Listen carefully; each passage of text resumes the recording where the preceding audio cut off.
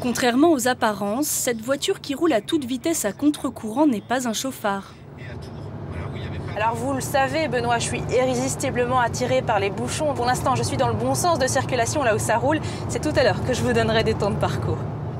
Aurore Teboul, 32 ans, est une reporter de terrain d'Autoroute FM. Son job depuis 8 ans, conduire et intervenir en direct à l'antenne. Ce bouchon, il est long. Vous avez attendu longtemps, vous allez attendre longtemps. Vraiment, patience. Essayez de rester calme dans cette difficulté. À la sortie suivante, Aurore fait demi-tour pour aller se placer volontairement dans l'embouteillage. Les journées classées rouge ou noir sont ses préférées. Donc, numéro 5, tu me dis? Ok. En fait, il y a 7 km compliqués jusqu'au kilomètre 150. Les auditeurs adorent savoir qu'une journaliste vit la même galère qu'eux pour leur donner une information précise sur la durée du bouchon. Ça y est, on arrive dans le tout début du bouchon. Donc voilà, c'est à partir de maintenant que je chronomètre, je sors ma montre ou presque et je regarde vraiment combien de temps il me faut pour parcourir toute la difficulté. Elle doit garder le sourire pour donner des nouvelles fraîches de l'état du trafic toutes les 30 minutes. Je sais que vous trépignez d'impatience pour savoir le temps de parcours, absolument. Eh bien, j'ai mis 51 minutes pour ces 13 km qui ne sont pas la fin du bouchon, évidemment. Les jours de grand départ, 2 conducteurs sur 3 sont branchés sur son antenne. À certains moments de la journée, Aurore est plus écoutée que les animateurs des grandes stations périphériques. C'est un travail un peu surprenant quand même. C'est surprenant parce qu'on se dit que c'est un métier ingrat. Personnellement, je ne le prends pas comme ça puisque je fais mon métier de journaliste d'informer. Alors c'est vrai que c'est pas la guerre en Syrie, mais moi je suis cette petite touche en plus de précision sur le terrain dans cette difficulté et d'humanité finalement puisque voilà, le bouchon, on sait que tout le monde que c'est pas rigolo et donc j'ai peut-être un petit sourire en plus ou un petit conseil en plus qui fait que les auditeurs sont quand même contents de m'avoir avec eux. Mais certains conducteurs n'ont pas encore eu les informations sur l'état du trafic. Pour la famille Rivière, la journée va être longue. Ils s'apprêtent à quitter la région parisienne pour partir en vacances sur la côte atlantique. On va naviguer vers l'île d'Oléron.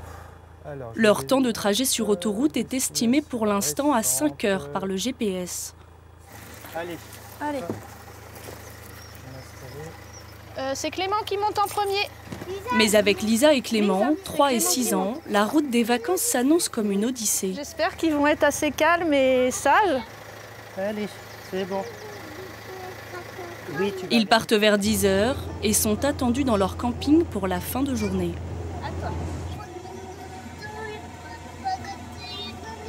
La bonne humeur est au rendez-vous, du moins pour le moment.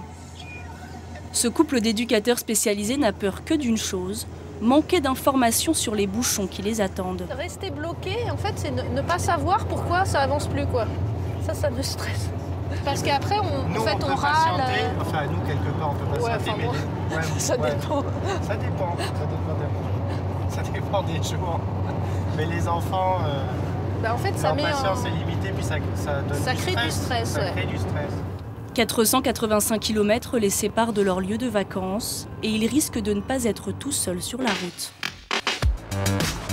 20 jours par an, au moment des grands départs, le nombre de voitures qui empruntent l'autoroute est multiplié par 2. Ce sont les célèbres journées de cauchemar qu'annonce Bison Futé. Demain, la journée est classée rouge. L'information devient alors cruciale et chacun réfléchit à la route qu'il doit prendre. La famille Rivière a le choix entre 2 itinéraires. L'autoroute A10 par Orléans, Tours et Poitiers jusqu'à l'île d'Oléron. Ou bien les nationales. En temps normal, le temps de trajet est de 5 heures par autoroute et de 6h30 sur le réseau secondaire. Mais les embouteillages peuvent bouleverser la donne. Un jour comme aujourd'hui, la famille Rivière pourrait mettre jusqu'à 10 heures pour atteindre son lieu de vacances. Et les causes de ces bouchons ne sont pas toujours celles que l'on croit.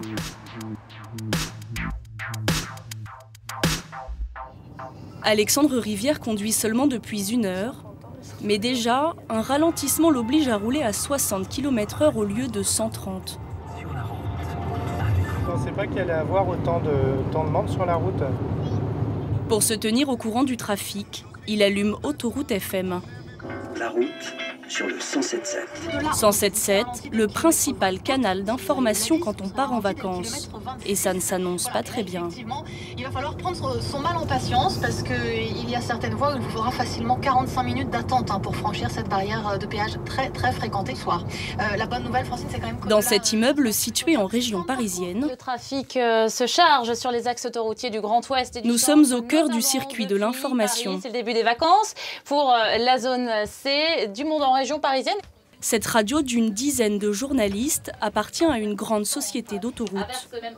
À 10 h, Francine Thomas prend son service. Pendant 4 heures, elle va donner les conditions de circulation en temps réel. Tu as les étapes de printemps. Ah oui. Ici même, à partir de 10 h, donc tu vas très commencer bien. à en parler. Okay. Francine doit être au courant du moindre événement sur 1500 km d'autoroute. Il y a combien d'étapes? 2? Oui, 2. Bon courage. On y va. C'est donc en région parisienne que ça se concentre les difficultés avec un premier ralentissement pour le tout début de l'autoroute. Les journalistes disposent de plus de 360 caméras de vidéosurveillance qui balayent l'autoroute de la région parisienne jusqu'à la côte basque. Mais c'est Saint-Arnoux, c'est ceux qui rentrent. Ouais, voilà, genre au barrière. 22, ça roulerait? Voilà, c'est ça qu'il faudrait. Alors attends, qu'est-ce qui se passe? Au moindre événement, elle reçoit ses courtes dépêches en provenance des péages. La procédure veut qu'elle les donne à l'antenne en moins de 4 minutes. Un rapide retour au trafic pour vous qui êtes sur l'A10. Vous roulez en direction de Paris, kilomètre 36, un petit peu avant le péage de Saint-Arnoux. Il y a une voiture signalée en panne sur le bord des voies. Attention. Ralentissement ou bouchon, ces encombrements restent un grand mystère pour les automobilistes. Près de 75%, toutes filières confondues par rapport à l'édition précédente. En ce samedi de grand départ en vacances, 35 plus 500, sens 2. Ok, j'y vais. Olivier, un des patrouilleurs qui vient en aide aux automobilistes en détresse, vient d'être appelé pour une urgence. Je vais mettre en coupure vert. Une voiture est en feu au bord de l'autoroute. Cette famille s'apprêtait à rejoindre l'aéroport pour partir en vacances en Tunisie. L'accident est sans gravité, mais très spectaculaire. Ah, c'est un vrai cas d'urgence parce qu'on on a un véhicule qui brûle entièrement. Donc là, on est déjà quand même rassuré. Les usagers sont descendus du véhicule. Donc là, j'ai mis en place déjà une coupure pour inciter les autres usagers de se décaler sur la voie la plus à gauche. C'est un des classiques des journées de grand départ. Une voiture trop chargée, des pneus sous-gonflés qui éclatent et embrasent toute la voiture. Le dégagement de fumée est impressionnant et visible à des kilomètres. Bonjour. Donc c'est bon, vous êtes... tout le monde est sorti, impeccable, donc pas de danger. Seul un des passagers est blessé. Il s'est brûlé les mains en voulant éteindre lui-même le feu avec un simple vêtement. Vous êtes blessé, monsieur? Bah oui, je me suis brûlé les mains en essayant de l'éteindre un peu. Les pompiers, c'est bon, c'est appelé? Ouais, j'ai demandé à ce qu'ils appellent les pompiers. Finalement, la famille pourra reprendre le chemin des vacances grâce à ce chauffeur de taxi qui a été témoin de l'accident. J'étais derrière la voiture, comme je suis taxi. Ouais. Ça commençait comme une fumée au départ. Et il me semble que c'est le pneu qui a cramé au premier. Ça a pris tout de suite. En temps normal, une dépanneuse emmène les naufragés de la route dans le garage le plus proche. Ce sont les assurances qui les prennent alors en charge. Sur place, les services de secours appelés sont multiples. Autant de monde qui attire la curiosité des automobilistes jusque dans la voie d'en face et qui crée le fameux bouchon de curiosité. Le véhicule, il a pris feu à l'arrière, quoi. Pour tenter de limiter l'embouteillage, Olivier doit lancer la chaîne d'information à toute vitesse. Ok, d'accord, bien reçu. Au péage, un employé de l'autoroute déclenche aussitôt un message d'alerte car le bouchon s'aggrave. Son texte apparaît immédiatement sur les grands panneaux d'information qui surplombent l'autoroute. Et une dépêche arrive à la radio 3 minutes plus tard. Le gyrophare s'allume dans le studio et Francine saute sur son micro. Retour au trafic sur Radio Vinci Autoroute. Vous êtes sur l'A10 direction Paris, kilomètre 36. Une voiture signalée en panne sur le bord des voies et on nous parle peut-être d'un départ de feu au niveau de cette voiture. Donc, la famille Rivière connaît maintenant la raison du ralentissement, mais ça ne fait pas vraiment leur affaire. Absolument. Nous sommes... Ils ont déjà 2 heures de retard sur leur timing et Lisa s'est collé la sucette de son frère dans les cheveux. Alexandre commence à s'agacer. Il envisage même de sortir de l'autoroute, mais la radio va l'en dissuader. Oui, c'est saturé donc aussi sur les nationales hors de l'autoroute, on l'aura compris. La famille va essayer d'avoir plus de renseignements grâce à son GPS, équipé de l'information trafic en temps réel. Car l'appareil dispose de ses propres sources d'informations. Toutes les voitures équipées de GPS sont aussi des émetteurs. Lorsqu'elles se rapprochent entre elles et forment un bouchon, l'information remonte. La durée du ralentissement est calculée en temps réel. Cette information passe par un satellite qui la renvoie à chaque véhicule. Mais cette fois-ci, la radio et le GPS ont donné la même information. Pas de solution de repli pour la famille. Ils sont obligés de rester sur l'autoroute et ils ne sont pas prêts d'arriver au camping. Une des solutions pour éviter que les embouteillages ne s'étendent, c'est d'intervenir très en amont. Les journées rouges, les gendarmes ont besoin de prendre de la hauteur. Avec leur hélicoptère, ils vont à l'avant du bouchon pour repérer les voitures qui pourraient aggraver la situation. Régulièrement, les ralentissements se forment à cause d'une seule voiture, comme celle-ci, qui roule des kilomètres sur la file du milieu. Pour la doubler, certains doivent commettre des imprudences. Là, il va se faire doubler par les 2 voitures. À droite et à gauche. Voilà, mais c'est pas pour ça qu'il va se rabattre.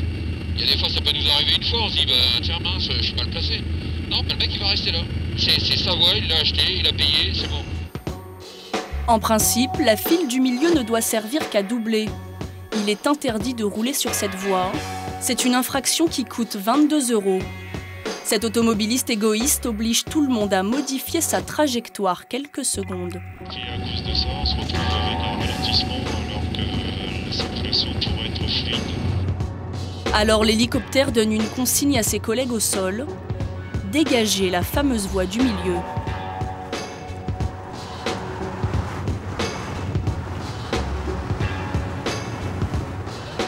Au péage aussi, on peut bien sûr agir pour fluidifier le trafic. Pour ouvrir plus de voies, jusqu'à 16 employés supplémentaires peuvent être appelés à la rescousse. Nous sommes dans un passage secret sous la barrière de Saint-Arnoux, voie numéro 7. Rejki prend son service à l'heure de pointe. Il se prépare à une journée difficile, car les automobilistes qui sortent des bouchons sont particulièrement irritables. Il suffit de ralentir juste un petit peu. Les autres vont se mettre à klaxonner, à râler et tout, et ça nous met un petit peu la pression quand même. Rejki doit être plus rapide qu'une caissière de supermarché. Bonjour madame. Son poste exige qu'il ne dépasse pas 20 secondes par client. Mais les jours de bouchon, c'est encore trop.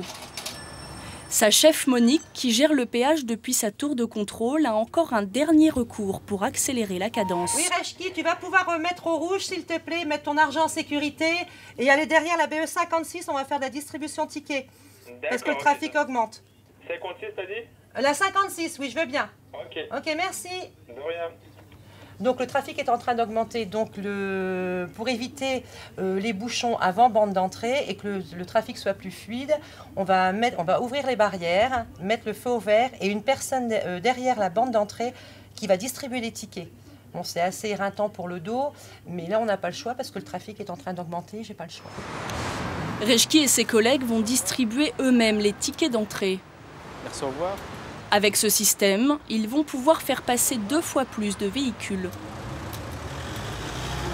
Souvent, quand c'est la machine, les gens mettent un peu plus de temps à attraper le ticket, tout ça, donc on leur donne directement. Ça permet de déblayer plus le trafic, en fait. Oui, voilà.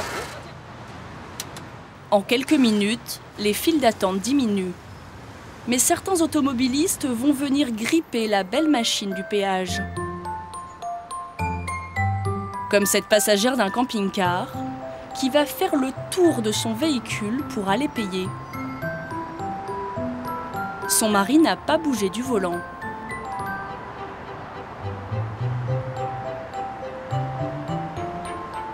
Le temps de remonter en voiture, 2 minutes.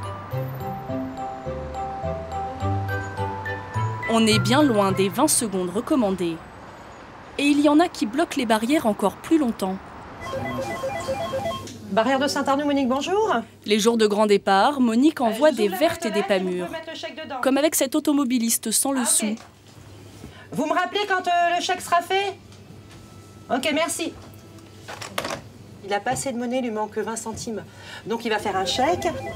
Alors voilà, le client qui rappelle. Oui, je vous écoute. Ah bon, alors attendez, je vais vous mettre la voie au rouge et puis je vais vous envoyer ma collègue. Hein, d'accord. En dépit de tous ces ressorts secrets du péage, les files d'attente n'en finissent pas de s'allonger. La barrière de Saint-Arnoux entre Paris et l'Atlantique est connue pour ses longues minutes d'attente. C'est le branle-bas de combat à tous les postes. En fin de journée, même la charmante reporter de la radio va devoir trouver une astuce pour désengorger le trafic. Une sorte de jeu concours qui n'a rien d'innocent et qu'elle réserve aux jours de grandes affluences. Donc là, on prévoit de s'arrêter, de faire une petite pause parce qu'on en a bien besoin. Et puis, on va encourager les auditeurs à faire de même, sur l'aire de Chartres-Bois-Paris. Et donc, on va faire ce qu'on appelle une distribution. Francine, en studio, relaie le message. On a le plaisir ce soir de vous offrir des DVD pour vous consoler un petit peu de ces grosses difficultés. Aurore va sortir de l'autoroute en incitant les automobilistes à la suivre. Cela fera autant de conducteurs en moins dans les bouchons. Elle leur fixe un point de rendez-vous sur une aire de repos pour distribuer les cadeaux. C'est assez facile de me trouver, Francine. Donc, je suis à côté de la voiture de la radio qui est gris métallisé et qui est juste en face des pompes à essence, juste devant la boutique où c'est écrit en gros, très gros, restaurant, bar, boutique. Voilà, ça c'est pour le côté pratique. Et évidemment, je suis à côté de la voiture qui sera le coffre ouvert puisque les DVD sont à l'intérieur. Pour gagner, les automobilistes doivent donner à Aurore un simple mot de passe plutôt spirituel. Je vais être donc ravie de vous entendre dire et pousser des cris Alléluia en me rencontrant. À tout de suite donc. En quelques minutes, bonsoir. Voilà, son astuce fonctionne, les conducteurs affluent. Bonsoir. La queue même sur le parking, quoi. Il faut dire que certains sont sur la route des vacances depuis plus de 10 heures. Bonsoir. Moi aussi, je suis content d'avoir quitté les bouchons. Ouais, on est Alléluia. tous contents, n'est-ce pas? Et voilà. Merci Au revoir. beaucoup. Bonsoir. Bonsoir. Alléluia. Voilà. On va organiser une danse, c'est Merci. pas possible sur cette autoroute. Et les plus éreintés, ce sont les familles avec des enfants. Allez hop. Au revoir. Ça a commencé à être long, là on est parti depuis 5h moins un quart de la Vendée. Mais bon voilà, ça va, on a prévu les tablettes, elles font des dessins, elles se disputent, tout va bien. Parce qu'on a entendu à la radio, on s'est dit ça va nous détendre un peu, elles aussi elles vont prendre l'air, ça va nous décrisper un peu, voilà. En quelques minutes, Aurore a vidé son coffre. Il n'y a plus rien, je suis désolée. Vous arrivez un tout petit peu trop tard. Elle aura tout de même encouragé une trentaine d'admirateurs à faire une pause. Bah, bonne route hein, quand même. Malgré tous ces efforts, en 10 ans, les bouchons ont augmenté de 50% en France. En cette saison, ils peuvent durer jusque très tard dans la nuit, notamment autour des barrières de péage. Quant à la famille Rivière, elle est arrivée au camping à 18 h avec plus de 2 heures de retard sur l'itinéraire idéal du GPS. Ça y est, c'est arrivé. Oh ma Lily. Ah oui, il faut se mettre droit. Oh bah écoute, attends 2 secondes, je les sors parce que là ils en peuvent plus. D'accord, ok, puis après je refais une... Oh viens mon bébé. Youpi. On est arrivé Lisa à la maison des vacances. Ils prennent possession de leur bungalow à l'île d'Oléron. Et bien avant la nuit, ils ont pu profiter de la plage. Bon demain on se met là et puis on fait rien. Ah oui, demain on s'allonge, on se repose. En tout cas, les bouchons ne dissuadent pas les Français de tous partir le même jour. Ça y est, c'est les vacances Lisa? Depuis des années, les fameux appels à différer son départ ne fonctionnent pas auprès des automobilistes.